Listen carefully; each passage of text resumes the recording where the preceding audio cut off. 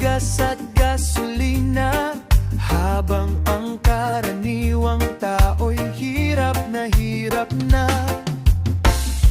kuryente at tubig, singil ay walang humpay.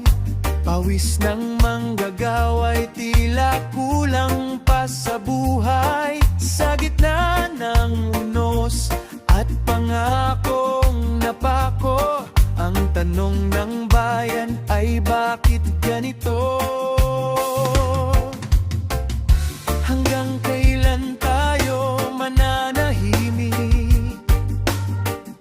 Hanggang kailan ang luhay pipigilin sa puso ng bawat Pilipino?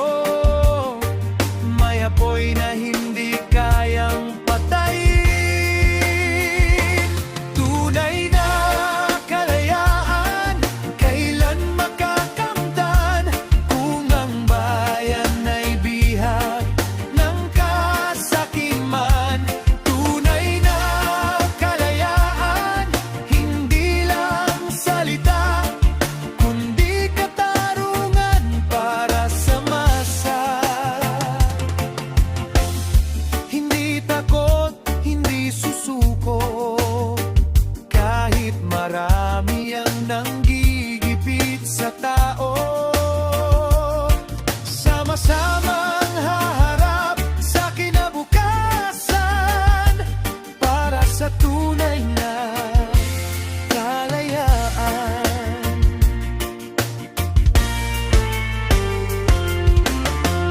May mga nagkamal ng yaman sa kaban ng bayan, habang ang mahihirap ay lalong nalulugmok sa kahirapan.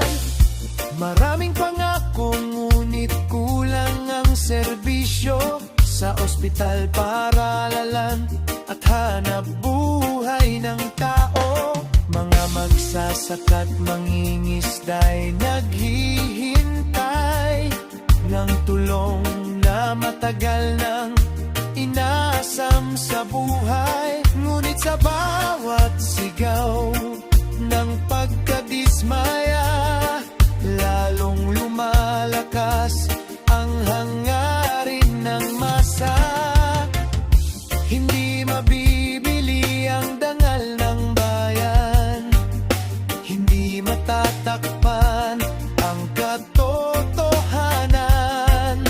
Kapag nagkaisa ang mamamayan, may pag-asang muling sisikat ang araw. Tunay na kalayaan, kailan makakamtan kung ang bayan ay bihag ng kasakiman?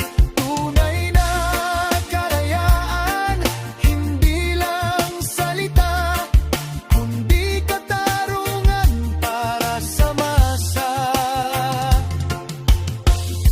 Hindi takot, hindi susuko, kahit marami ang nanggigipit sa tao. Sama-samang haharap sa kinabukasan para sa tunay na kalayaan.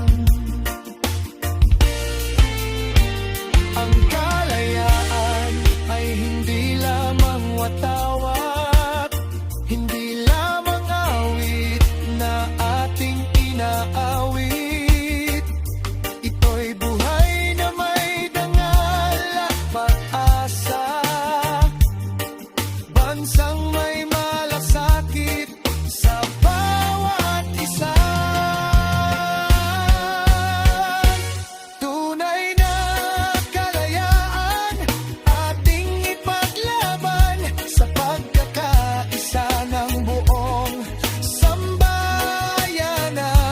Tunay na kalayaan para sa lahat, hindi para sa iilan lamang. Darating din ang bagong umaga, kapag ang bayan ay muli